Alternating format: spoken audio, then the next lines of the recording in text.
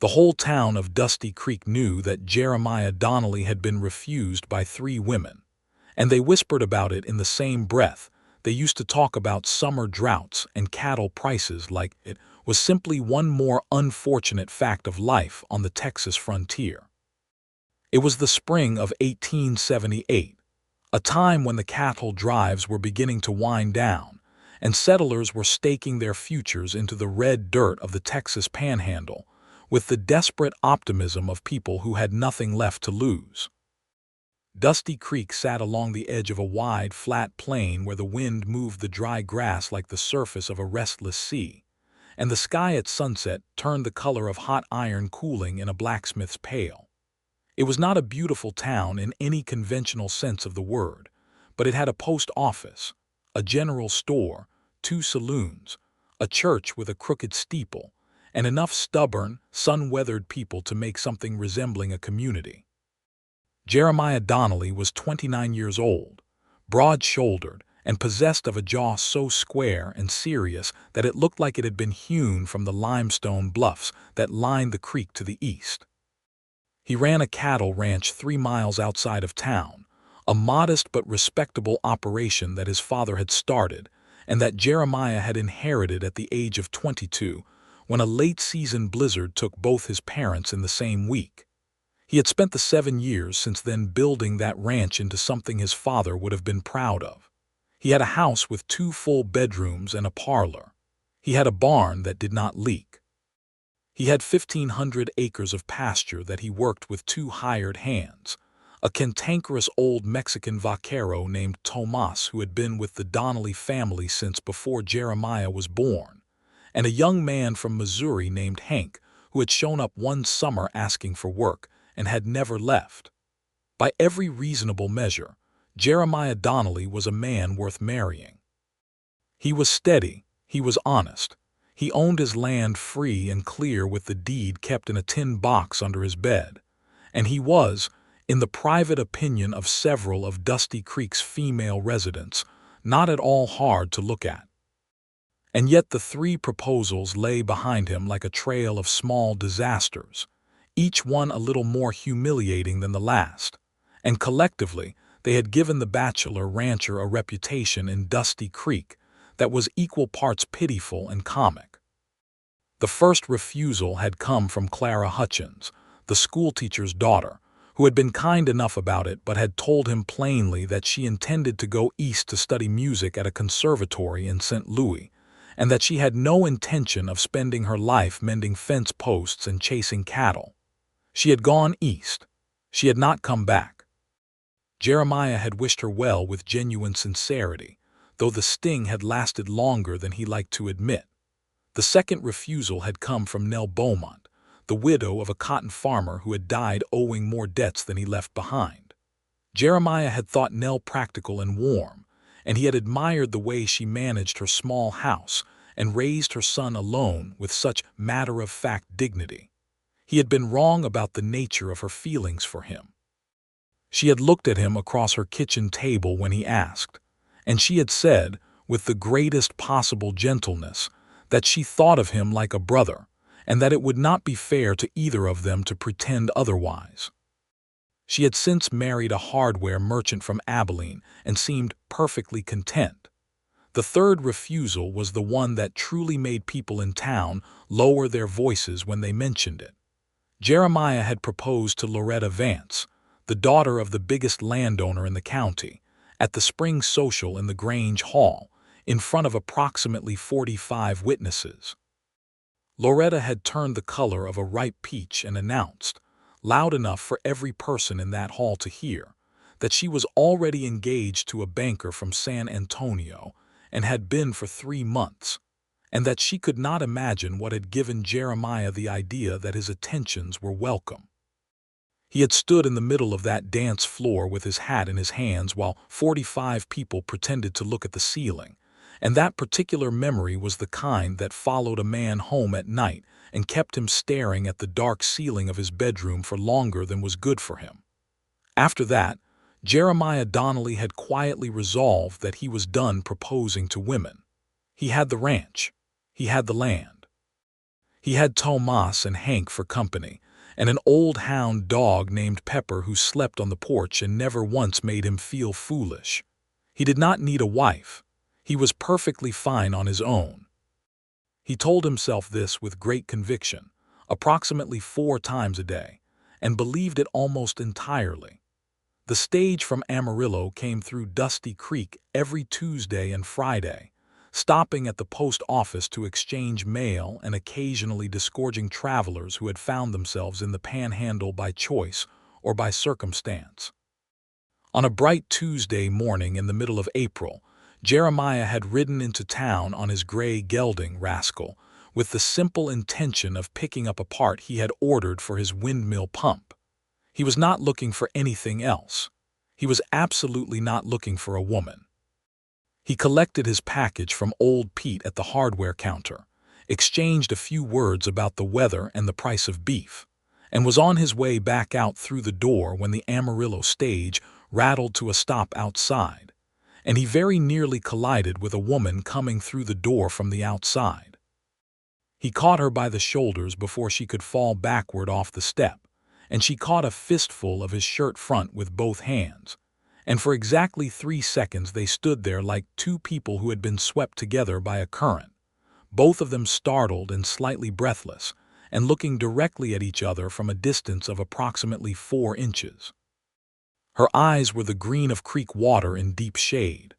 Her hair was dark brown, pinned up under a bonnet that had seen better days, and she had a smudge of road dust on her left cheekbone from the stage ride. She was carrying a carpetbag in one hand that seemed to contain roughly everything she owned, based on the weight it was clearly pulling on her arm. She looked at him steadily, without embarrassment or confusion, and the first thing she said to him was, "I apologize. I am always going through doors in the wrong direction at the wrong time." "No harm done," Jeremiah said, stepping back and releasing her shoulders and feeling immediately that the 4-inch distance had been preferable to the 4-foot distance that now separated them, which was a thought he did not examine too closely. "You are newly arrived." "I am," she said. "I am looking for the rooming house. I was told there was one. Is it nearby?" "Mrs. Greer's place is just up the street past the feed store," he said. "You will want to go right, not left, when you step off the porch, because the left leads to the south end of town and the rooming house is north." She looked at him with a very slight smile, the kind that lives just at the corner of a person's mouth and does not fully declare itself. "You are very specific." "The south end of town has 2 saloons," he said. "I thought it useful information." The smile declared itself a little more. "It is," she agreed. She shifted the carpetbag to her other hand, adjusted the bonnet, and stepped past him onto the porch. He held the door for her, which she acknowledged with a brief, genuine nod that was neither flirtatious nor cold, but simply real, and then she turned right toward Mrs. Greer's and walked away through the spring dust. Jeremiah stood on the porch of old Pete's hardware store holding his windmill part and watching her go, and then he walked in exactly the wrong direction to find Rascal, and had to double back to the hitching post, where the horse stood looking at him with the patient and mildly contemptuous expression that horses had perfected over centuries of dealing with human beings. "Not a word," Jeremiah told the horse. Rascal flicked one ear and said nothing. He found out her name from Mrs. Greer's daughter, who told his hired hand Hank, who told Tomas, who told Jeremiah over supper that evening with the tactless helpfulness of a man who had watched his employer be lonely for 7 years and was frankly tired of it. Her name was Effie Alden. She was 25 years old. She had come from a small town in East Texas, near the Louisiana border, where she had been living with an aunt following the death of her father the previous autumn. The aunt, by all accounts, passed along through Mrs. Greer's comprehensive network of information, was a decent woman but had a small house and 4 children of her own, and Effie had come west looking for work and for something Tomas summarized as a life of her own, which is the thing she was not having back there. "You should go talk to her," Tomas said, refilling his coffee cup with the serenity of a man who believed he was being helpful. "I am not doing that," Jeremiah said. "You stood on Pete's porch looking after her for long enough that Pete mentioned it to his wife, who mentioned it to the priest, who mentioned it to me after Sunday Mass, Tomas said. I was thinking about the windmill, Jeremiah said. You have not thought about a windmill in your life the way you were thinking about that windmill, Tomas said. Hank, who was 19 and had the wisdom to stay largely out of conversations between Jeremiah and Tomas, concentrated very hard on his cornbread. The truth was that Effie Alden had found work within her first week in Dusty Creek, which was not surprising because she was the sort of person who found a way to make herself useful with the same natural instinct that water finds its level. She had gone to speak with Doc Millard, who ran the town's small medical office mostly alone since his nurse had married a surveyor and moved to New Mexico, and she had explained that she had nursed her father through a 2-year illness and could follow instructions and keep clean conditions and was not frightened by blood or discomfort. Doc Millard, who was 63 and had been managing on his own for 4 months, hired her before she finished the sentence. Within 2 weeks, she also had an arrangement with the church to help organize the lending of books from the small library that Reverend Cole kept in the back room, because she had happened to mention to Mrs. Cole that she had been teaching herself to read medicine from her father's old books and that she thought the collection could use better organization, and Mrs. Cole had simply handed her the key. Jeremiah knew all of this because in a town the size of Dusty Creek, knowing things about people was not a matter of effort but simply of existing. He knew that she took her breakfast early, before 7 in the morning. He knew that she read in the evenings on the front porch of Mrs. Greer's rooming house when the weather was fine. He knew that she had a low, clear laugh that carried through an open window and that twice she had been heard singing quietly to herself while she swept the steps of the medical office, a hymn he recognized from church but could never quite name. He did not go to speak to her. He had made a resolution and he intended to keep it. The resolution lasted 3 weeks and 4 days, which was 4 days longer than Tomas had bet. The occasion that broke it was not romantic. It was not planned. It was a Thursday morning in early May when a 12-year-old boy named Georgie Marsh came tearing down the main street of Dusty Creek on a pony going too fast, shouting that there was a man down at the south edge of the Donnelly property line who had come off his horse and was not getting up. The man turned out to be Hank, who had been riding fence along the south pasture and whose horse had shied at a rattlesnake and thrown him hard enough against a fence post to crack 2 ribs and produce a gash on his forearm that required stitching. Doc Millard was out on a call at the Marsh farm, some 12 miles away.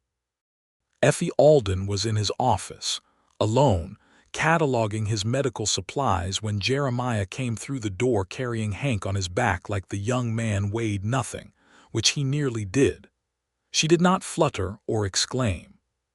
She said, "Put him here," and pointed to the examining table, and by the time Jeremiah had set Hank down she was already washing her hands in the basin and asking Hank, in a steady and specifically calibrated tone of calm authority, to describe what hurt and where, and on a scale of bad to worse. Jeremiah stood back and watched her work.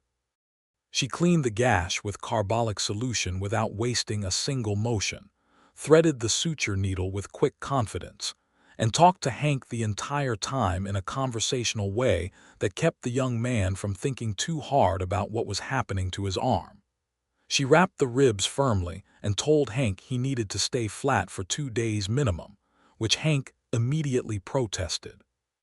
She looked at him with a very specific expression, not unkind but absolutely not negotiable, and said, "You can stay flat for 2 days, or you can ride fence and turn those cracks into breaks and be flat for 6 weeks.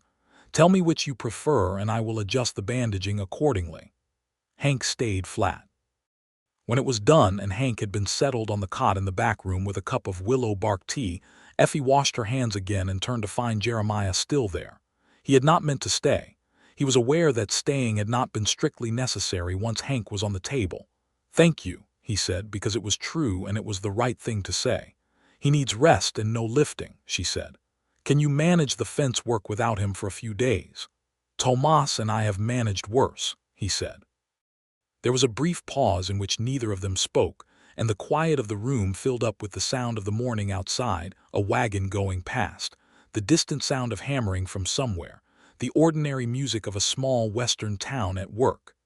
"You do that well," he said finally, nodding toward the back room where Hank was. She wiped her hands on a clean cloth and looked at him with that half-declared smile from the doorway 3 weeks earlier. "I learned from necessity," she said. "My father was ill for a long time before he died. There was no doctor within a practical distance. You learn to do what is needed. I am sorry about your father," he said, because it was also true. Something shifted in her face, not grief exactly, not anymore, but the particular expression of a person who has carried a loss long enough that it has become part of the shape of them. "He was a good man," she said simply. "I am glad I was there." "Effie Alden," he said, because he had been thinking her name in his mind for 3 weeks and it felt strange to speak it and also write. "Jeremiah Donnelly," she said back, with the faintest lift of amusement, because she knew her own name already and they both understood that what he had actually been doing was introducing himself properly at last. "I know who you are. Mrs. Greer has been thorough." He felt the back of his neck warm in a way it had not done since he was 15 years old. "Has she been thorough in any specific direction?" he asked, which was the closest he could come to asking whether she had heard about Loretta Vance and the dance floor. "She has mentioned that you are the owner of the Donnelly Ranch," Effie said, "and that you have a good reputation for honest dealing, and that you are occasionally the subject of speculation, as single ranchers of a certain age tend to be in small towns." She paused. She may have mentioned one or two other things. "I see," Jeremiah said. "It does not concern me," she said, and the directness of it was so complete, so matter-of-fact and free of both pity and mockery, that he found himself looking at her as though she had said something much more remarkable than she had, which in a way she had. People in small towns talk. It is usually half true and never the whole story. He turned his hat in his hands once, a habit he had when he was thinking about something more carefully than usual. "Would you allow me to bring you supper sometime?" he said, "in the way of a proper thank you for this morning." "You do not need to thank me," she said. "It is my work." "I know I do not need to," he said. "I am asking because I want to." She studied him for a moment in the clear, undeflected way she had, which was neither coy nor cool but simply honest, like a person who had decided long ago that looking squarely at things was less trouble than looking away. "All right," she said. "On a Saturday when Doc Millard is in. Not this Saturday because I have promised Mrs. Cole I will help sort the lending books. The one after." 2 weeks, he said. 2 weeks, she agreed. He put his hat on and went to collect Hank's pony from outside, and he rode home with the May sun building toward midday, and the wide flat plain spreading away on all sides under a sky so blue it was almost painful to look at, and something in his chest that had been wound tight for a long time had come loose by about one full turn. It was a modest thing, barely worth noting. He noted it considerably. The 2 weeks between that morning and the Saturday supper were the longest 2 weeks Jeremiah could remember since the winter his parents died, which was a comparison that told him something he was not entirely ready to hear. He worked the fence line with Tomas through the mild May days, and he went to town on the regular Tuesday and Friday errands, and he did not contrive additional reasons to go to town, which cost him some effort. He saw Effie twice in passing, once going into the general store when he was coming out, and once on Sunday at the small church service that most of Dusty Creek attended out of some combination of faith and social obligation. Both times they exchanged greetings and a few brief words, and both times he rode home thinking about what she had said for longer than the brevity of the exchange warranted. The Saturday supper took place at Dusty Creek's one proper eating establishment, a dining room attached to the Prairie Hotel that was run by a woman named Frances Doyle, who made the best beef stew in the Panhandle, and whose apple pie had been the subject of serious discussion at the state fair 2 years running. It was a respectable place, well lit, frequented by the more settled families of the town, and therefore an appropriate setting for what was, Jeremiah reminded himself, simply a supper between two acquaintances of good standing. He arrived early. He sat at the table by the window that looked out toward the street and turned his hat in his hands 3 times, and then set it firmly on the empty chair beside him and told himself to stop it. He ordered coffee. He looked at the door. She came in at exactly the time she had said she would, which was a quality he noticed and filed away.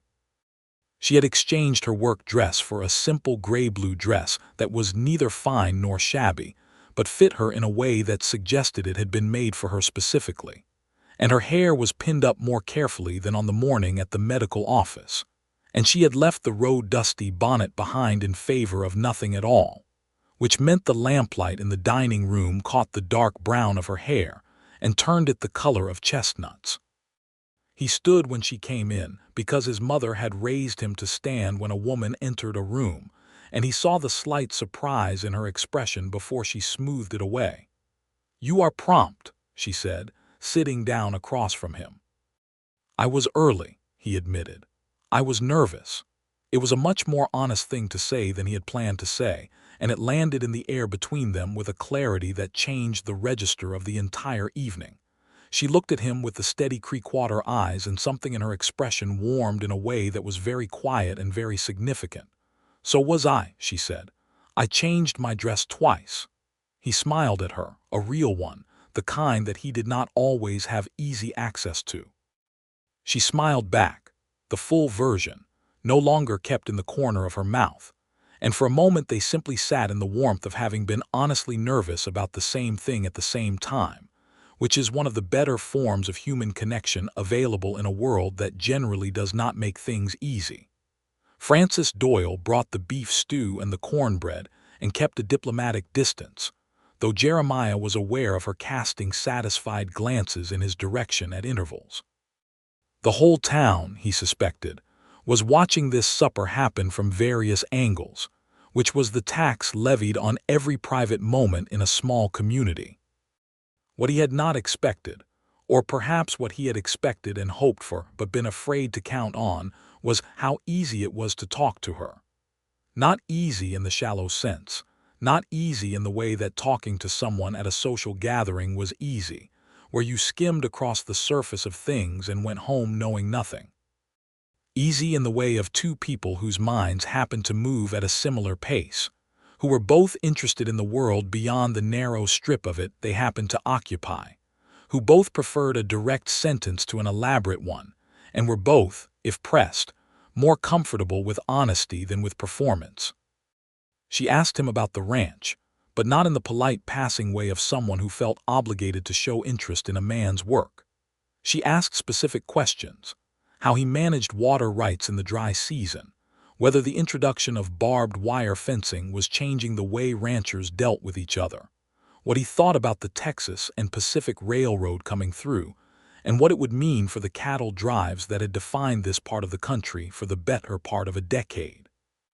She had an opinion about all of it, and she shared it without pretending uncertainty she did not feel, but she also listened when he disagreed, which he did twice, and she considered what he said with genuine attention rather than simply waiting for him to finish so she could restate her position. He asked her about East Texas and about her father, and about what it had been like to care for someone through a long illness when you were not trained for it. She talked about it with the same quality of directness she brought to everything, not dramatizing and not minimizing, just describing the thing as it had been, including the parts that had been exhausting and frightening, and the parts that had been unexpectedly tender. "He taught me to read from the Bible and from Shakespeare, and from whatever else we had in the house," she said, turning her coffee cup in her hands. "He used to say that a person who can read well is never entirely alone, because they have more company than they can get through in a lifetime." She paused. "I think of that a great deal out here. It is a particular kind of country. It can make a person feel very small or very large depending on the day." "What does it make you feel today?" he asked. She looked at him across the table. "Today it makes me feel like I am exactly where I am supposed to be," she said, "which is not a feeling I have had often enough." He did not say anything to that. He did not need to. The feeling that moved through him was something quiet and certain and large, the kind of feeling that does not require speech to exist. He looked at her and she looked at him, and outside the window the last of the May evening was going purple and amber at the edges, and the oil lamps on the street were being lit one by one. They walked back toward Mrs. Greer's rooming house in the mild spring dark, with enough distance between them to be proper and less distance than was technically necessary. And at the door of the rooming house, he told her that he had enjoyed the evening more than he knew how to say properly. And she told him she had as well.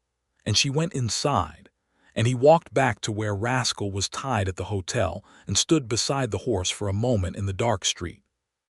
"Not a word," he said, and then he mounted up and rode home under a sky full of stars, and the thing in his chest that had unwound one turn 2 weeks ago unwound several more. And he lay awake for a long time, not because anything was troubling him, but because he was so awake in the nicest possible way. And the night was very warm, and the windows were open, and the plains stretched away in every direction under the enormous Texas sky. What followed was a courtship, though neither of them used that word for several weeks, and if the people of Dusty Creek used it on their behalf, that was only to be expected. He came to town more often. She walked with him sometimes on Sunday afternoons along the creek to the east of town, where the cottonwood trees were putting out their new leaves in a color that was somewhere between yellow and green, and was specific to springtime in a way that no other color was. They talked about everything. They argued about President Hayes's policies and about the proper preparation of sourdough bread, and about whether the coyotes that sang outside her window at Mrs. Greer's in the middle of the night were a nuisance or a comfort. She said comfort. He said nuisance. She told him this was because he had to be up at 4 in the morning to work and she did not, and he acknowledged this was probably a fair point. She came to the ranch for the first time on a Sunday in early June, and Tomas, who had been briefed in detail about the nature of the visit, managed to be present in the yard when they arrived, and managed to find a reason to introduce himself within 30 seconds of their dismounting. He was, thereafter, so relentlessly charming and hospitable that Jeremiah caught his eye at one point during the afternoon and gave him a look of significant warning, which Tomas ignored with the serene impunity of a man who had changed this person's diapers and felt he had earned certain privileges. Hank, whose ribs had healed cleanly and who felt personally responsible for the whole progression of events, shook Effie's hand with such emphatic gratitude that she laughed her full, low laugh, the one that carried through open windows, and said, "I was doing my job. You were very brave." "I cried a little," Hank admitted. "I have seen men twice your size cry considerably more," she said, and Hank was, from that day forward, her devoted ally in all things. She walked the ranch with Jeremiah that afternoon, through the home pasture where the cattle grazed in the long afternoon light, and the windmill turned slowly in the warm southeast wind, and the grass came up as far as the knee in places where the spring rains had been good. He showed her the house, which was clean and functional, and had the particular quality of a place that had been cared for by someone who intended to live in it properly, but who was nonetheless aware that something essential was missing from it. She stood in the parlor and looked at the bookshelf, mostly practical volumes, a few novels, a Bible well worn enough to suggest genuine use, and she ran her finger along the spines without taking any of them out, which was the action of a person who was thinking about what kind of life was lived in a room rather than simply what was in it. "It is a good house," she said. "It would be a good home."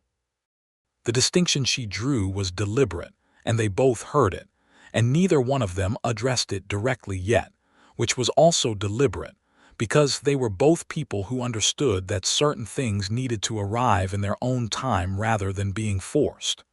June became July. July was hot in the way of the Texas Panhandle, which was not shy about heat, the sun hitting the earth like something with a personal grudge, and the air shimmering above the road into town in the afternoon hours. Effie managed the heat with the pragmatic efficiency she brought to all physical challenges, adopting the schedule of rising very early, accomplishing the hardest work in the morning, and accepting the slower pace of the afternoon as a reasonable accommodation to the fact that the temperature at 2 o'clock was approximately what a furnace aspired to be. It was in the heat of July that the trouble with Marcus Vane arrived, as trouble in the Panhandle often did, on horseback and trailing dust and arriving before anyone had properly prepared for it. Marcus Vane ran a competing cattle operation 12 miles north of Dusty Creek, and he was the kind of man whose success had not made him generous, but had instead made him acquisitive, always wanting more than he had, and never quite satisfied with what lay within the actual limits of his rightful claim. He had been disputing the boundary of a water source on the eastern edge of Jeremiah's property for the better part of 2 years, a spring-fed pool near the creek that both operations would have found useful in a dry summer, and which sat, by Jeremiah's survey and by his deed, firmly on Donnelly land. The dispute had been civilized, mostly because Jeremiah had kept it that way. He had engaged the county surveyor. He had produced documentation. He had gone to the county seat in Amarillo and registered his claim formally so that there was no ambiguity in any legal record anyone might consult. He had, in short, done everything that a man of law and reason ought to do. The problem was that Marcus Vane was not, at bottom, a man of law and reason, but was rather a man who believed that physical possession was 9/10 of the law, and the 10th was for people who could not hold what they had. On a Wednesday in late July, Tomas rode in from the east pasture to report that someone had cut the fence along the eastern boundary, and that a dozen cattle bearing the Vane brand were drinking at the spring pool on Donnelly land. This was not the first time this had happened. It was, however, the time that Jeremiah decided was the last time. He rode out to the east boundary with Tomas, and he found not just Vane's cattle but 2 of Vane's riders sitting their horses at the pool as though they had every right in the world to be there. He knew both men by sight. They were employees, not principals, doing what they had been told to do, and he held that distinction in mind as he spoke to them. "You are on Donnelly land," he said. "I would be grateful if you would move your cattle back through the fence and tell your employer that I will be visiting him tomorrow morning with the county sheriff." The older of the 2 riders, a lean man with a red beard, said, "Mr. Vane says this water source has always been shared." "Mr. Vane's belief and my deed are 2 different things," Jeremiah said. "The deed has a county seal and a surveyor's signature. I invite Mr. Vane to produce equivalent documentation." They moved the cattle. Jeremiah rode directly to Dusty Creek and found Sheriff Tom Wicks at his office and laid out the situation with the economy of a man who has prepared a clear account of events. Tom Wicks, who was a thorough and honest lawman with no particular interest in being anyone's instrument, listened carefully and then said he would ride out to the Vane operation in the morning. He asked Jeremiah to stay out of it until he had. Jeremiah agreed, rode back to the ranch, and found Effie Alden sitting on his porch in the late afternoon, which surprised him, because she had never come to the ranch uninvited before. She stood up when he came into the yard. "I heard about the fence," she said. "Hank rode by the medical office on his way to the feed store and mentioned it. I thought you might—" She paused, then started again in the more direct manner that was natural to her. "I wanted to make sure you were not planning to do something that would require my medical services." He dismounted and stood Rascal at the water trough, and he felt the particular quality of warmth that comes from knowing that someone has ridden 3 miles in the July heat because they were worried about you. "Sheriff Wicks is handling it through proper channels," he said. "I have no intention of doing anything foolish." "Good," she said, and the word carried the weight of sincere relief. "You were worried," he said. "I was," she said. "I am." She looked at him steadily. "You matter to me, Jeremiah. I am not going to pretend otherwise." The evening light on the plain was beginning to go gold, the long flat shadows of the ranch building stretching east across the pasture, and the windmill turned in the fading southeast wind. And Jeremiah Donnelly stood in his own yard looking at Effie Alden, and felt something move through him that was so large and certain and irrevocable that it left no room for the kind of careful, measured thinking he had been applying to this situation for 2 months. "You matter to me," he said. "Considerably." She looked at him for a moment, and then she sat back down on the porch step, which was an action that communicated a great deal, that she was not in a hurry, that she was comfortable here, that she intended to stay for a while. He sat down beside her, close enough that their shoulders were almost touching, and they watched the sun drop toward the western edge of the plain together, and neither of them said anything more because nothing more was needed right then. Tom Wicks resolved the water dispute with Marcus Vane in the way that direct men with legal authority tended to resolve things when all the documents were in order. He produced the survey, produced the deed, produced the records at the county clerk's office, and told Vane plainly that the next time his cattle appeared on Donnelly land without permission, there would be a formal charge of trespass, and that Wicks was aware of at least 3 other property holders in the area who would be very interested to know that the county sheriff was paying close attention to the matter. Vane backed down, as men like Vane tend to do when it costs them more to continue than to retreat, though he backed down with the particular grace of a man who intends to remember the conversation. After the fence dispute settled, the late summer moved forward with the steady momentum of a season that knows its time is coming to an end. The days were still hot, but the evenings were beginning to carry the first intimation of coming fall, a slight coolness arriving after dark that felt like a promise. The cattle were fat from the good summer grass, and the market was looking reasonable for autumn, and Jeremiah was aware that the ranch was in the best shape it had been in years, both financially and otherwise. He was also aware, with a clarity that grew sharper rather than dimmer as August wore on, that he was in love with Effie Alden. Not in the way he had cared for Clara Hutchins, or the way he had admired Nell Beaumont, or the disastrous confusion he had made with Loretta Vance. Those had been various degrees of wanting the idea of something, a companion, a family, the filled-in shape of a life he had constructed in the abstract. This was different. This was specific to her, to the particular way she moved through the world, to the creekwater eyes and the matter-of-fact courage and the low, clear laugh and the way she could look at something, a medical situation, a philosophical argument, a sunset, a difficult person and find exactly the right words for it, and the way those words were always hers and no one else's. He was certain of this. What he was less certain of, and what kept him quiet on the subject through all of August and into the first cool days of September, was what she wanted.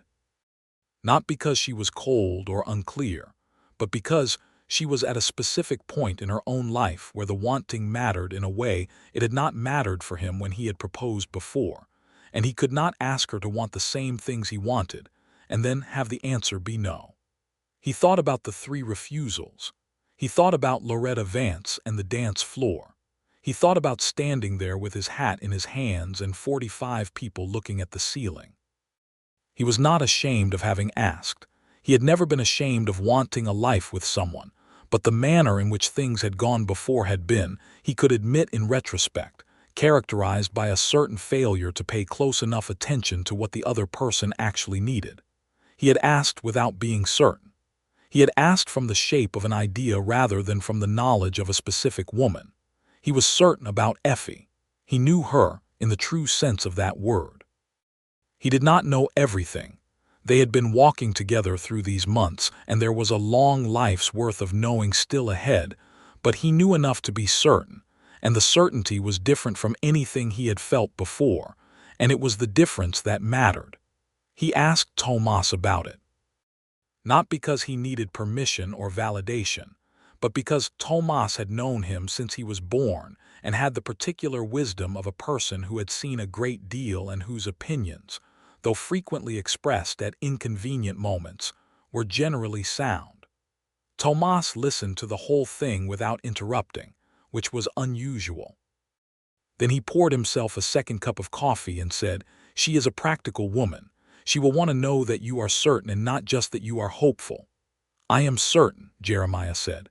"Then she will say yes," Tomas said, with the confidence of a man who had arrived at this conclusion some months prior and was mildly surprised it had taken this long to become common knowledge. "You cannot know that," Jeremiah said.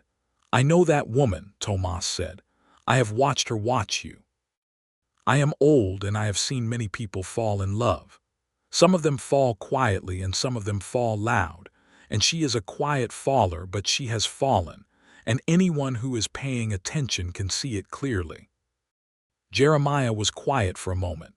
Then he said, "You have been paying attention." "I have been paying attention since April," Tomas said. "When you nearly collided with her on Pete's porch and then walked in the wrong direction to find your horse, I thought to myself, that is the end of that man's solitary life, whether he knows it yet or not." Hank, who had again been focused on his cornbread, allowed himself a very small smile.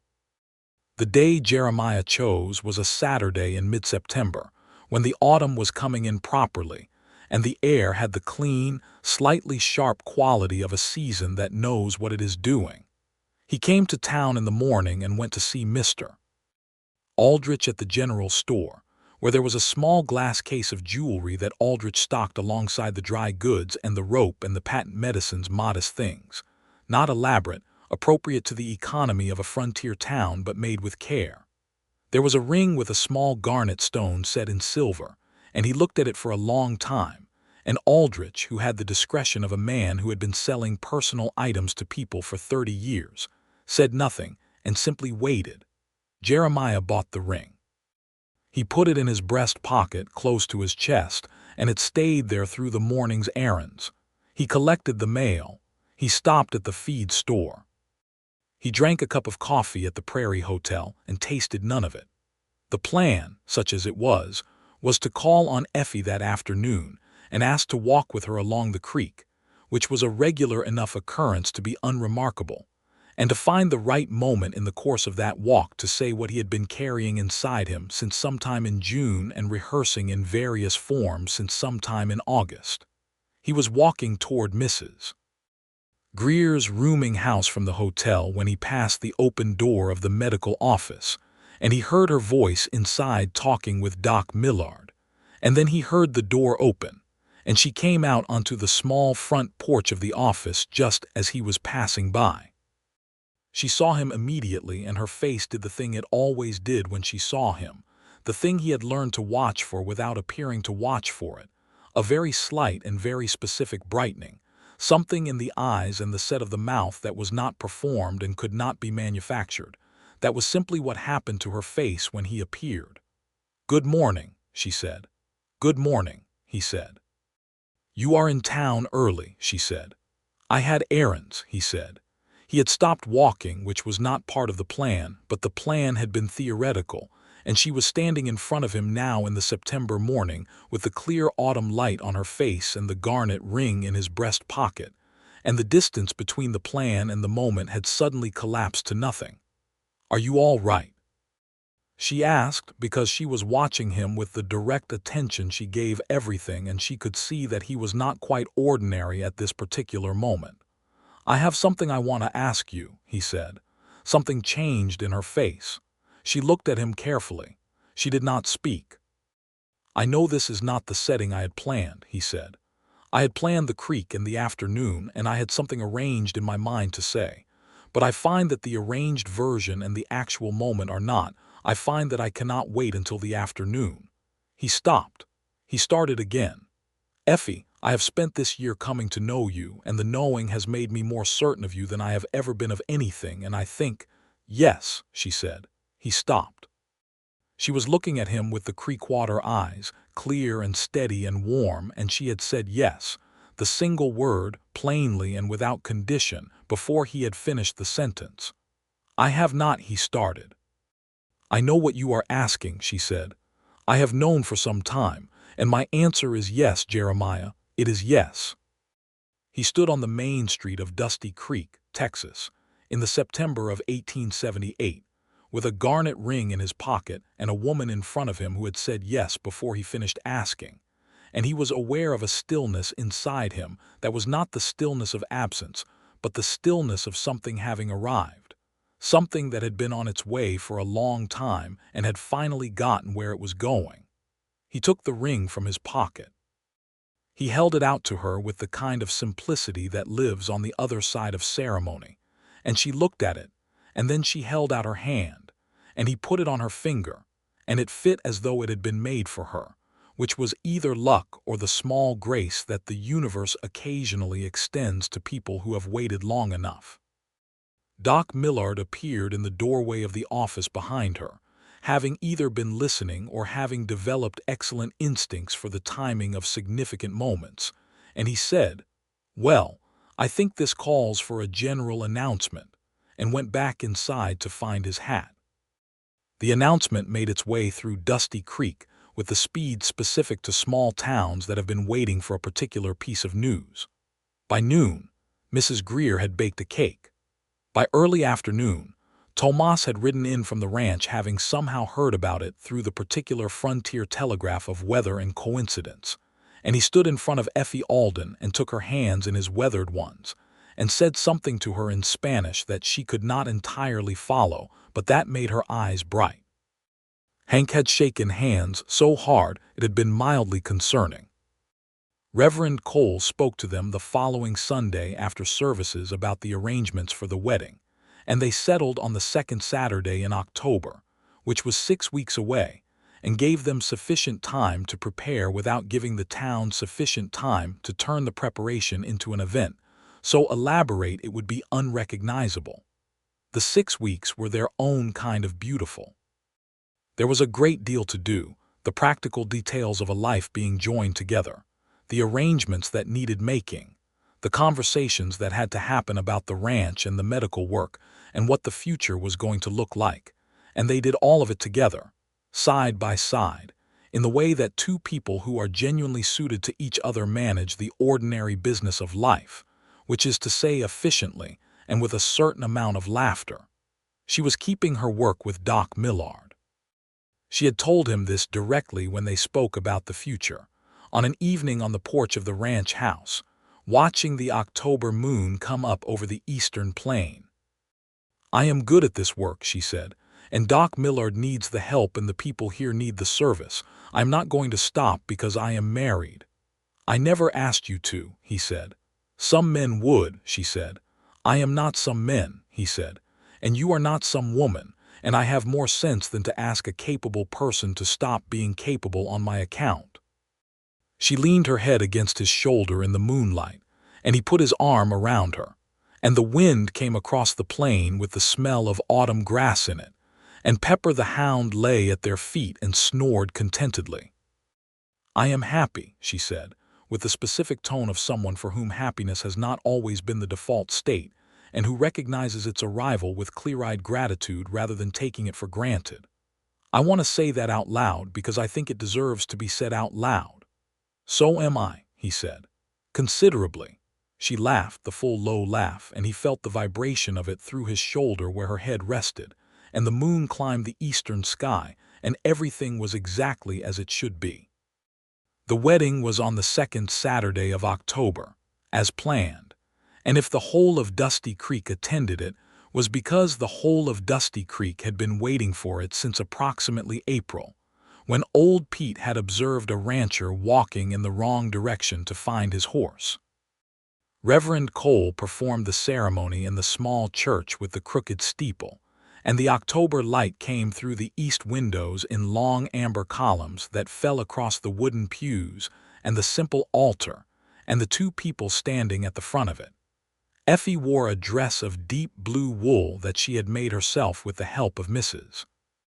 Greer, who was a capable seamstress, and who had offered her skills with an enthusiasm that suggested she felt personally responsible for the union. The dress was not elaborate, but it was beautiful in the way of things that fit their purpose exactly, and when Jeremiah turned to watch her walk down the aisle on the arm of Doc Millard, who had volunteered for the honor with a formality that had moved them both, he thought she was the most beautiful thing he had ever seen, not because she was made differently than she had been on any other day, but because she was walking toward him with the full intention of arriving. With no doubt and no reservation and nothing held back, and the sight of a person coming to you like that, choosing you like that, was a different kind of beauty from anything that could be arranged or decorated into existence. He had written his vows out and memorized them the way a serious man approaches a thing that matters to him, and he said them clearly and without faltering. She said hers with the directness that was entirely her own, looking at him throughout, and when she got to the part about choosing him for all the days of her life, her voice carried the weight of someone who has chosen carefully and knows what they are choosing, and the quiet in the church was the good kind of quiet, the kind that means people are genuinely listening. Reverend Cole declared them man and wife on a bright October morning in 1878, and Jeremiah Donnelly kissed his bride in front of the entire population of Dusty Creek, and someone outside started ringing the church bell, which no one had arranged but which was exactly right, and Tomas, in the front pew, was not quite managing to keep his expression entirely composed, and Hank was not trying to. The celebration afterward at the Grange Hall, and of course it was the Grange Hall, and of course it was where 3 years earlier a different public moment had ended very differently, was the best party Dusty Creek had thrown in recent memory. Francis Doyle had made 3 beef roasts and 2 apple pies and a wedding cake of surprising ambition and excellent execution. The fiddle player who came through on the stage on Tuesdays had agreed to stay an extra day when he heard what was happening, and the music was enthusiastic and unceasing for several hours. Jeremiah danced with his wife. He was not, by any objective measure, a skilled dancer, but he was sufficiently confident and Effie sufficiently forgiving that this did not matter, and they moved around the floor of the Grange Hall in the warm October light of the oil lamps while the fiddle played, and the community of Dusty Creek ate and drank and celebrated. And at one point she laughed at something he said into her ear, and the sound of it filled the room with the specific joy of something private made accidentally public. And he thought about the last time he had stood in the center of this hall, and felt the most complete inversion of that memory. They drove back to the ranch that evening in the wagon, under the October stars, Effie's head leaning against his shoulder, the garnet ring on her hand catching the starlight when she moved. The house was warm from the fire Tomas had left built in the hearth, before taking himself back to his quarters in the bunkhouse, with the excellent tact that characterized his dealings with the situation. The parlor had wildflowers on the table which Hank had arranged with more sincerity than skill, and the effect was imperfect and touching and exactly right. "We are home," Jeremiah said. "We are home," she agreed. Winter arrived in the Panhandle in early November, carried in on a northern wind that swept down from the plains and turned the creek to a running border of ice at its edges, and made the cattle cluster in the south pasture near the windbreak. Jeremiah and Effie settled into the rhythms of a shared life, with the mutual case of 2 people who had both been managing on their own for long enough to know what they were doing and were glad now to be doing it together. She kept her work with Doc Millard 3 days a week through the winter months, riding into town with Jeremiah on his regular errands, or, when the weather was mild enough, going herself on the mare he had bought her in November, a steady bay with good sense and comfortable gaits who Effie named Rosie, and who turned out to have a fondness for apples that she indulged with regularity. On the days she was at home, she managed the house with the same matter-of-fact competence she brought to everything, and the ranch house transformed in the months after the wedding from a well-kept functional space into something that was unmistakably a home: books on the shelves, quilts on the chairs, the smell of good cooking coming from the kitchen, the sound of her voice in the morning when Jeremiah came in from the early chores, and the particular quality of warmth in a house that has 2 people in it who are genuinely glad to be there. He learned her in the way that a year of courtship had pointed toward but not completed the specific geography of her moods, The way she was quieter in the late afternoons when she was thinking through something complicated. The way she reached for his hand without looking when they sat together by the fire in the evenings. The things she found funny, and the things that made her angry, and the things that moved her deeply enough that she did not speak for a while afterward. He learned that she had a memory for poetry her father had read to her in childhood, and that it surfaced unexpectedly in quiet moments, a line or two spoken into the middle of an ordinary task in a way that was not performance but simply the way her mind worked. He learned that she slept soundly but woke easily, and that in the mornings she was more awake before 6 than most people were at noon, and that she considered this a personal virtue.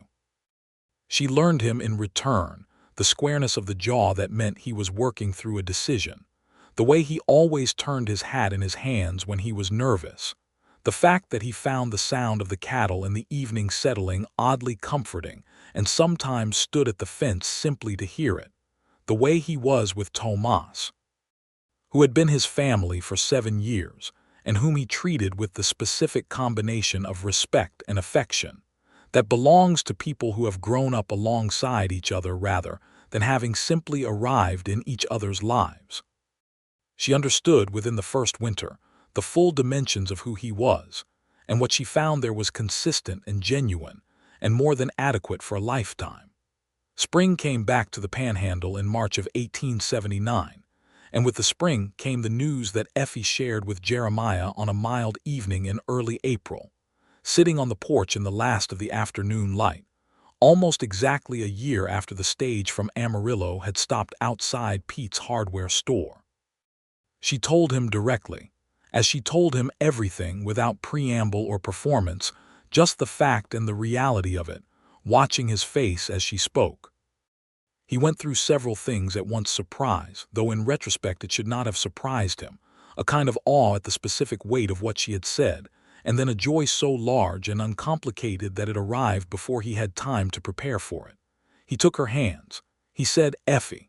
"I know," she said, smiling, because she had had more time to arrive at this than he had, and the smile carried all the days of that private adjustment. "Are you?" He started, then adjusted. "How do you feel?" "Well," she said, surprised, happy, a little frightened in the way that any honest person is frightened by something this large. She squeezed his hands.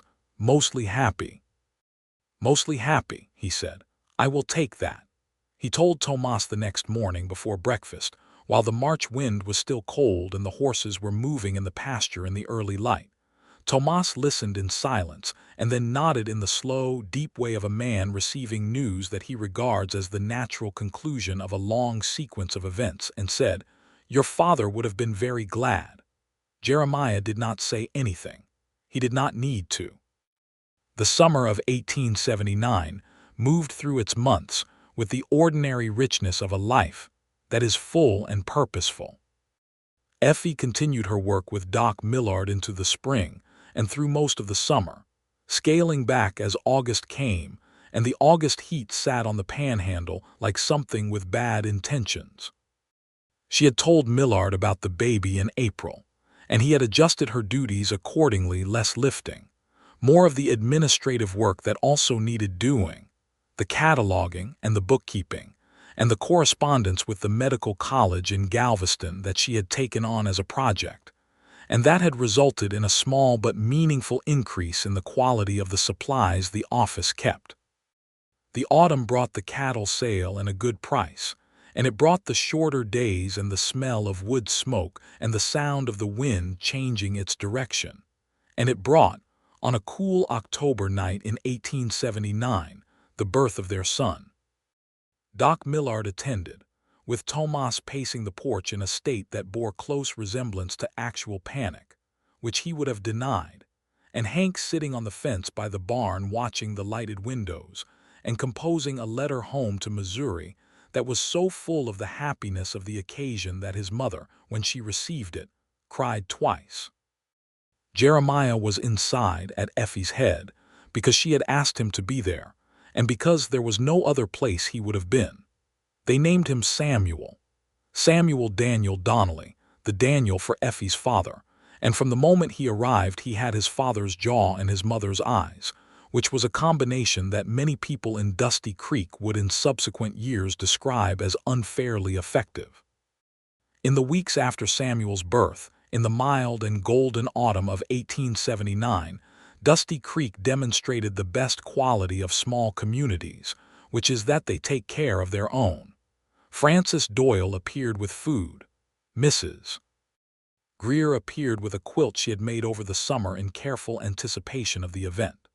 Tomas, who had an ancient and complete knowledge of the ranch operations, took everything on his shoulders without being asked.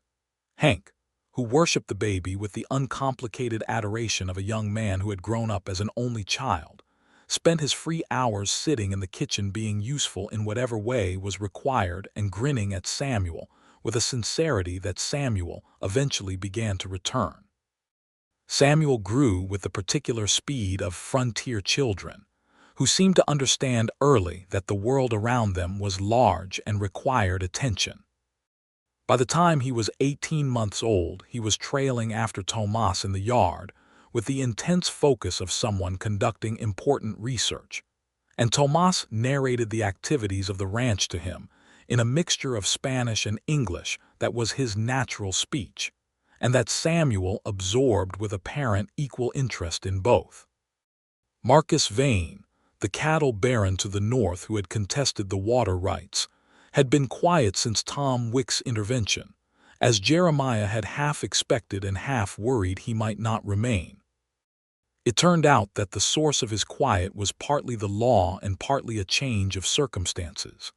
A bad winter that winter and a dry summer the following year had hit his operation harder than Jeremiah's, owing to the fact that Vane had overexpanded, and his grazing land was not as well watered as Donnelly's. By the autumn of 1879, there were rumors that Vane was looking to sell portions of his northern range and consolidate, and the following spring he sold a significant parcel to a family of German settlers from San Antonio named Kaufman, who arrived with 4 wagons, a large number of children, and the specific and formidable energy of people who have been waiting a long time for a place to put down roots. They became neighbors and, in time, friends, the Kaufman eldest daughter eventually teaching Sunday school at the church alongside Effie when the Reverend Cole's health began to decline.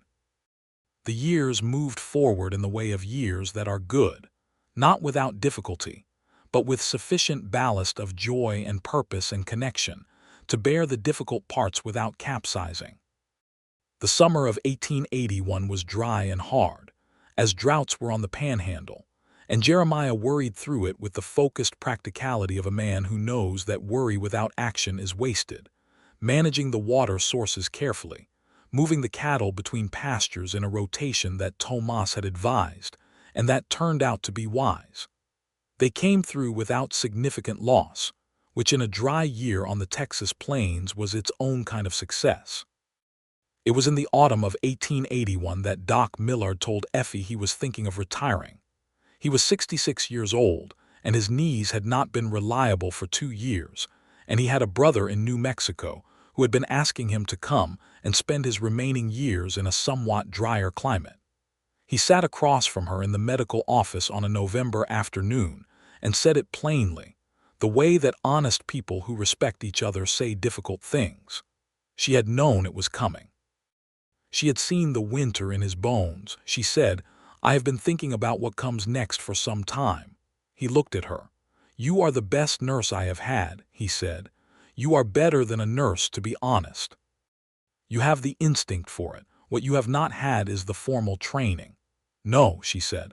"There are ways to address that," he said carefully. "I have been corresponding with the Galveston Medical College," she said. "They have a program for formal certification in medical practice for women who have demonstrated practical experience.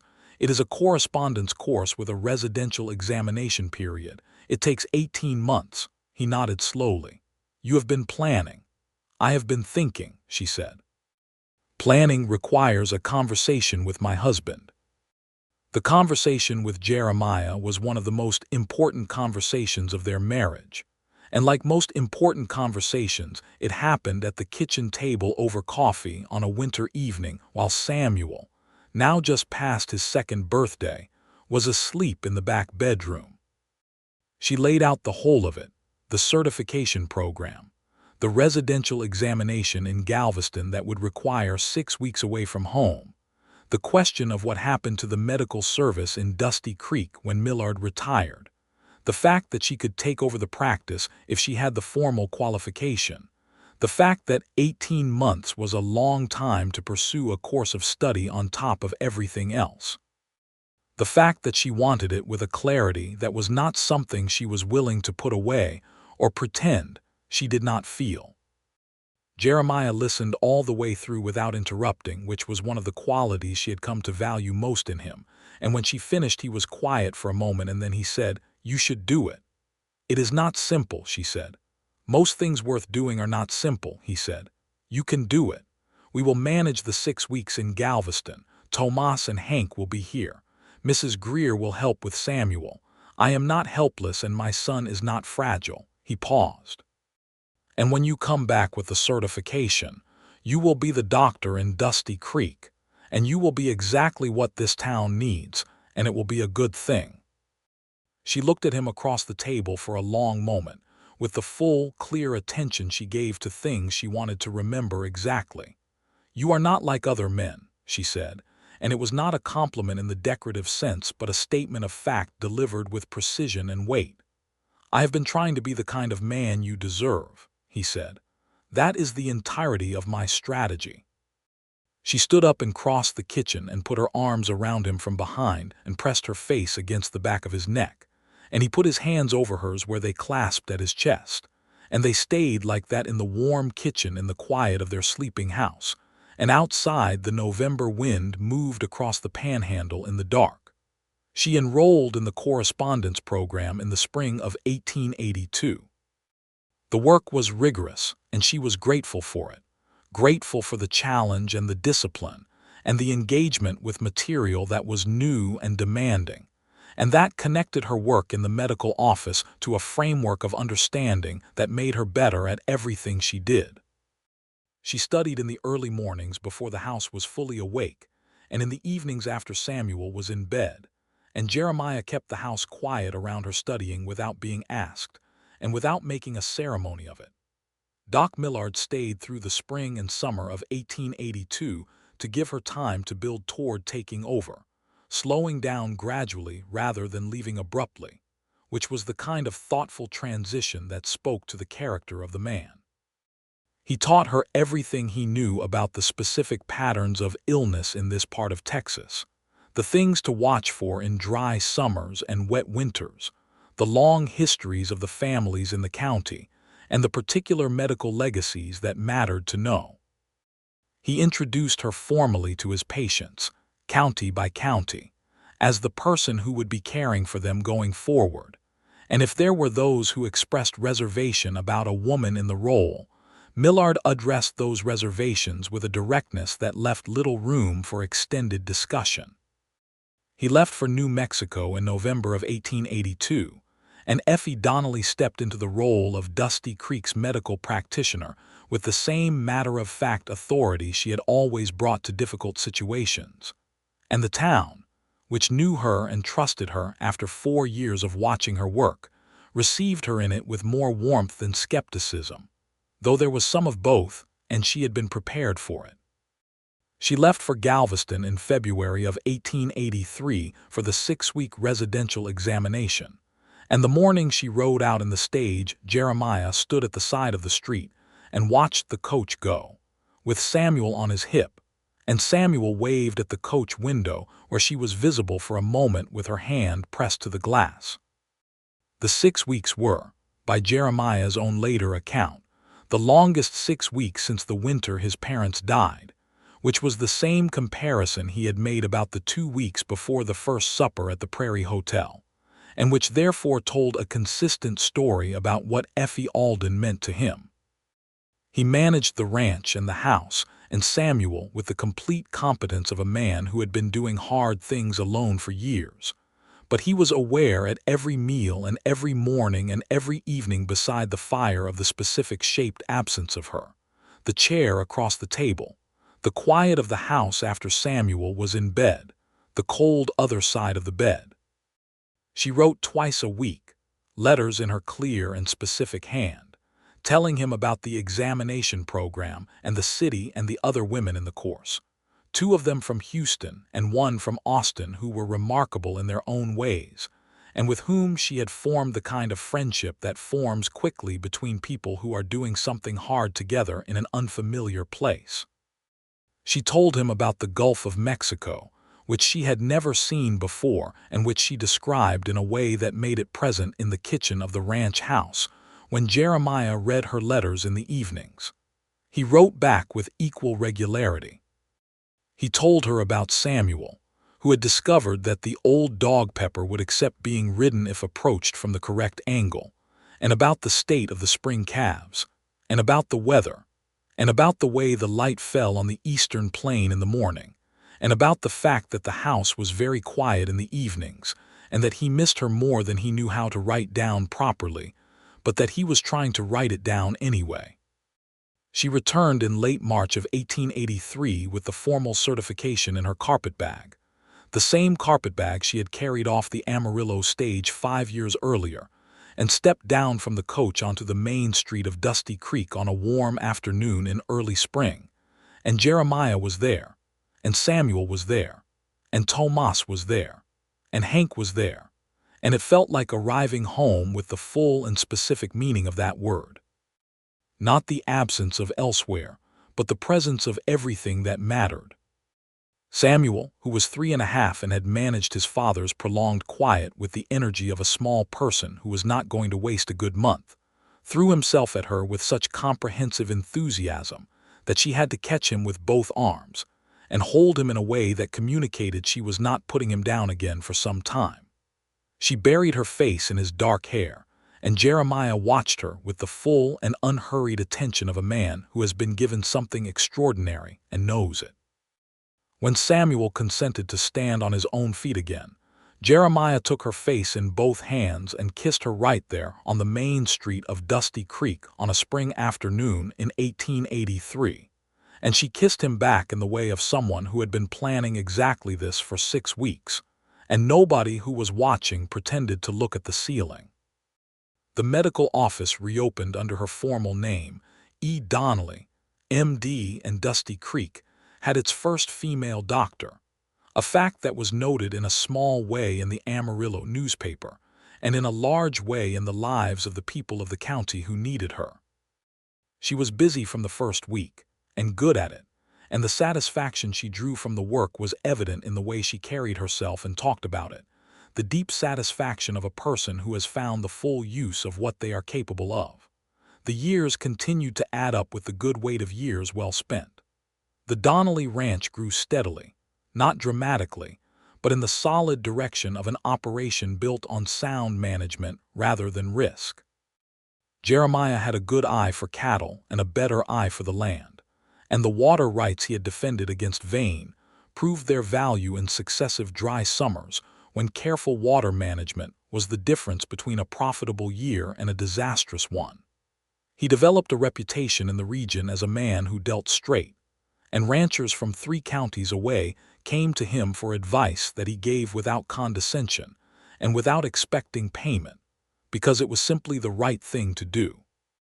Tomas, who had been the Donnelly family's foundation in practical terms since before Jeremiah was born, aged gracefully into a kind of senior statesman of the ranch, doing less of the physical work as the years moved forward and more of the thinking and the instructing, and spending a great deal of his time with Samuel, who grew up bilingual as a consequence, and who Tomas taught to rope, and to read cattle, and to watch the sky for weather with the careful, accumulated knowledge of a lifetime on the plains. Hank, who had arrived asking for work one summer and never left, became over the years something more like family than hired hand, and took on the day-to-day management of the cattle operation with a capability that Jeremiah had recognized and invested in from early on. In the summer of 1885, when Samuel was 5, and running the ranch yard with the authority of someone who considers it his personal domain, Effie told Jeremiah that there was going to be another baby. She told him in the same direct way she had told him about Samuel, at the kitchen table over coffee, watching his face.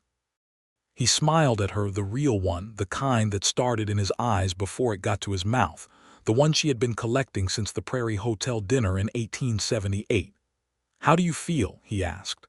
"Well," she said, "happy, less frightened this time." A pause. "Mostly very happy." "Same answer," he said.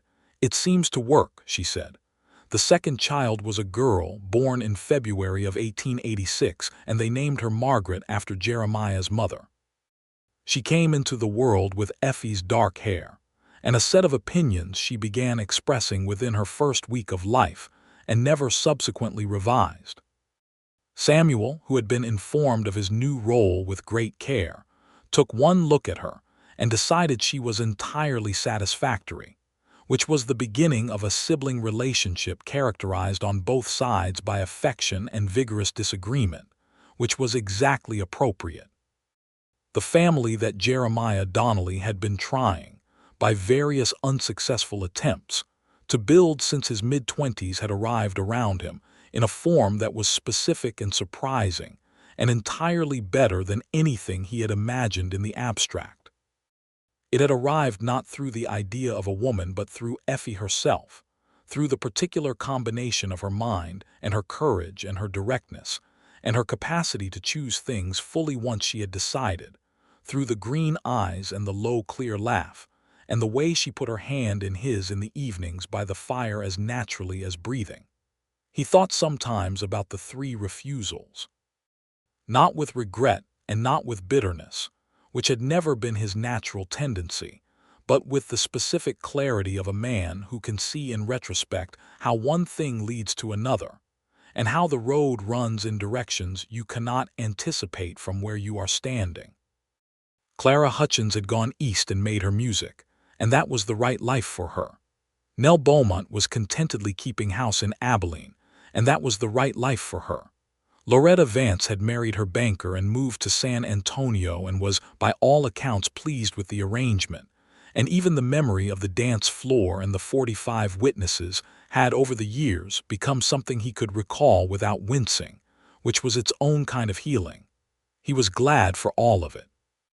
He was glad for the 3 refusals and the long years of solitude, and even for the dance floor, because all of it had led to a Tuesday morning in April of 1878, when he had very nearly walked through a door at the same time as a woman coming the other way, and had caught her by the shoulders and looked into her face from 4 inches away, and had known something that he had not yet had a name for. On a warm September evening in 1887, the 9th year of their marriage, Jeremiah and Effie sat on the porch of the ranch house in the last of the afternoon light, watching the sun go down over the western plain. Samuel was 8 years old, and inside doing his lessons, with a focus that alternated between intense concentration and the kind of creative avoidance of concentration that characterized a child who was more interested in the outdoors than the indoors, but who had been clearly informed by his mother that one was not optional and the other was a privilege. Margaret, at 1.5 years, was asleep in the parlor under the watchful eye of Mrs. Kaufman's eldest daughter, who had taken to coming over on Thursday evenings to help, because she adored the children and Effie's schedule was demanding. Effie had her boots off and her feet on the porch railing, and a medical journal in her lap that she was reading with the focused pleasure of someone encountering a good idea, and Jeremiah was doing nothing in particular except drinking coffee and watching the sunset, and being in the exact place he was supposed to be, which was enough. "There is a doctor in Fort Worth," she said, without looking up from the journal, "who has been doing something interesting with wound management that I would like to know more about. I have written to him. Is he likely to respond?" Jeremiah asked. "I think so," she said. "The letter I wrote was very specific, and people who are doing interesting work generally like being asked specific questions about it." "That is true," he said. She turned a page. He drank his coffee. The sun was going orange at the horizon, and the shadows of the house and the barn and the windmill stretched long and blue across the pasture. "Jeremiah," she said, "yes, I am happy." She said it in the same tone she had used the first time, on the porch the autumn before their wedding, and it had the same quality of a person who recognizes happiness precisely and calls it by its name. "So am I," he said. He put his hand out and she took it, without looking up from the journal, the way she always did, as naturally and as necessarily as breathing. The windmill turned. The cattle moved in the south pasture. Pepper's successor, a young hound they had acquired the previous spring and named Cinnamon on account of her coloring, lifted her head from the porch boards and surveyed the yard and found it satisfactory and put her head down again. The last of the September sun burned the western sky down to a thin line of deep red at the edge of the world, and the stars began their slow declaration in the darkening east, the wide Texas sky filling up with light from a distance so enormous that it was, on certain evenings, almost more than a person could take in. Almost. But not quite, if you had someone beside you to take it in with. In the years that followed, Dusty Creek grew slowly, as small towns on the frontier did in that era. A new family here, a new business there, the gradual accumulation of people choosing a place to make their stand. The railroad reached a town 30 miles south and brought with it a shift in how cattle moved and how people communicated with the wider world. And the decade of the 1890s brought changes to the Panhandle that were significant and sometimes difficult, and always worth paying attention to. Jeremiah followed them with the steady intelligence he brought to everything, adjusting the ranch operation as markets changed and transportation changed, reading the papers from Amarillo and from Fort Worth and from San Antonio and forming considered opinions that he shared when asked and sometimes when not asked. Effie's medical practice became, over the years, a point of genuine pride for the community, not simply because she was competent, though she was, but because she was present in the fullest sense, in the sense of knowing her patients as people, and remembering what mattered to them and showing up at 2 in the morning when 2 in the morning was what was required. She corresponded with doctors across Texas and beyond, always learning, always reading, always pressing for better methods and better understanding, and the medical office she ran was better for it, and so were the people of Dusty Creek County. Samuel grew into a young man who had his father's seriousness and his mother's directness, and a quality of his own that was harder to name, something in the way he moved through a room, the way he listened to people, and remembered what they said, an easiness with the world that was not naivety but its opposite, an ease born from being raised by two people who did not pretend that the world was simpler than it was, but who also did not pretend it was worse. He was good with the cattle and good with people, and genuinely interested in the law in ways that began to shape itself into a future that looked different from ranching. Margaret grew into someone entirely her own, with opinions about everything from the management of the home pasture to the current state of women's education in Texas. Opinions that she expressed with a fluency and a confidence that made her father occasionally catch his eye with her mother across the dinner table in a manner that communicated both pride and the particular resigned delight of parents who have produced exactly what they were going to produce. She was her mother's daughter in the most fundamental sense, and Effie watched her grow with the deep satisfaction of a person who has been something and sees it carried forward. Tomas lived to the age of 78, which was a considerable age for a man who had spent his life on the open range, and he died in the spring of 1893 on the Donnelly Ranch, in the room that had been his for 30 years, with Jeremiah beside him and Samuel, who was 13 by then, sitting quietly in the corner of the room in the way of a person absorbing something important. He had no family of his own except the Donnelly family, and they buried him in the small cemetery at the edge of the creek where the cottonwoods grew, under a stone that Jeremiah had made in Amarillo and that read, Tomas Reyes, who knew this land and gave his best years to it with honor. He was understood to be family, and he was. Hank stayed on. He was 34 by then, with a wife he had brought back from a trip to Missouri in 1890, a cheerful and capable woman named Ruth who made friends with Effie within 20 minutes of meeting her, and who took on the responsibility of the vegetable garden behind the ranch house with such dedication that within 2 years she was supplying half the town. They had children of their own, 3 of them, and those children grew up alongside the Donnelly children in the way of families who are made as much by proximity and love as by blood. The century turned on the Texas Panhandle with the same wind and the same sky and the same red dirt that had been there before the first person counted the years in this manner, and would be there long after. The wild edge of things had softened some. There was a proper school in Dusty Creek now, and a second doctor, a young man from Austin who had come out specifically because he had heard of Effie Donnelly's practice and wanted to learn from it, which pleased her and surprised him in its turn. The cattle drives of the sort that had characterized the 1870s and early 1880s were mostly a memory now, replaced by the railroad system and the new economies it created. And the Panhandle was different and also fundamentally the same. The flat land and the enormous sky unchanged and unchangeable.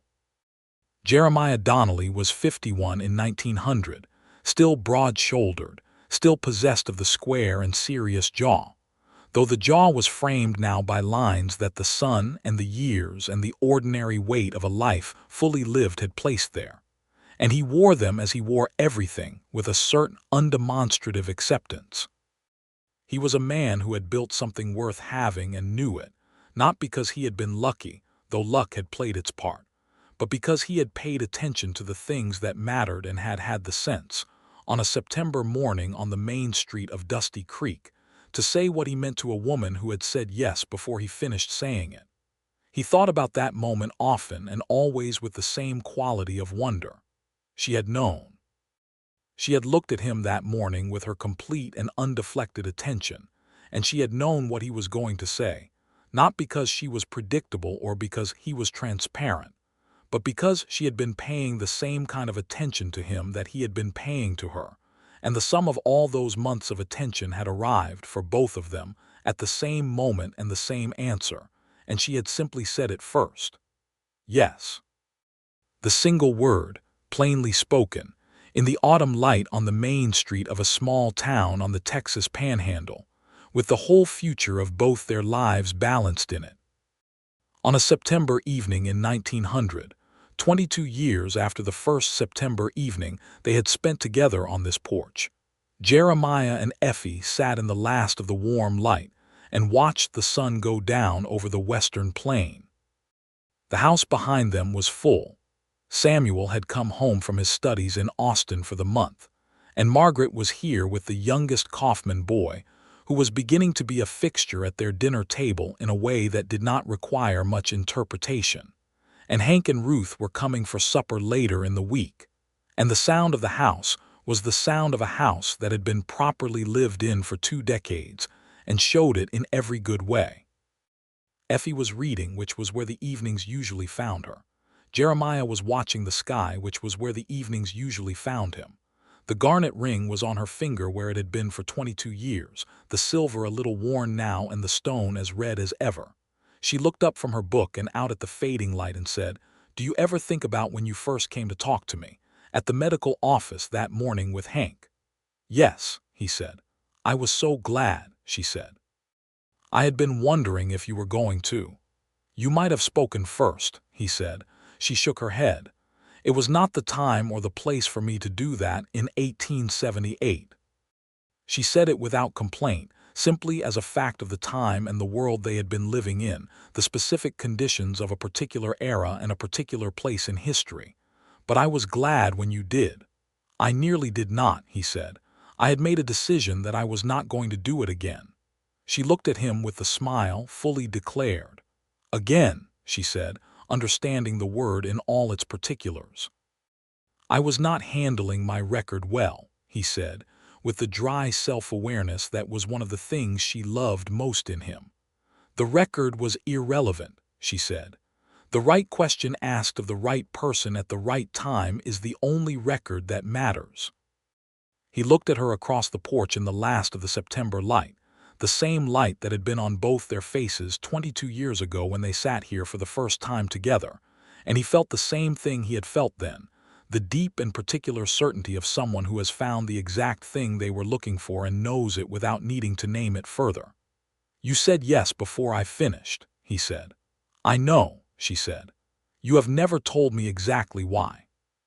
She was quiet for a moment, looking out at the plain where the darkness was beginning to gather at the eastern edge of the horizon while the west was still burning.